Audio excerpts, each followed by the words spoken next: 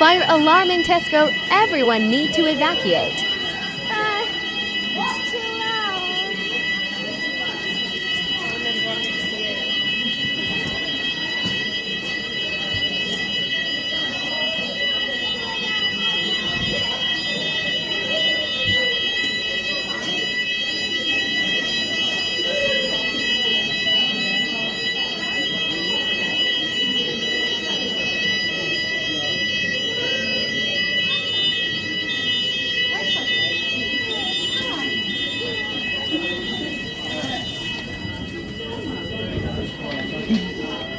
What's a fire for?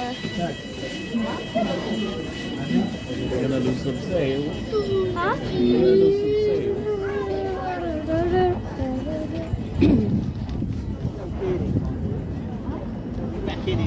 Finally, we got to go. Finally, it's early.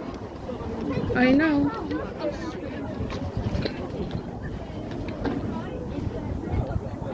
I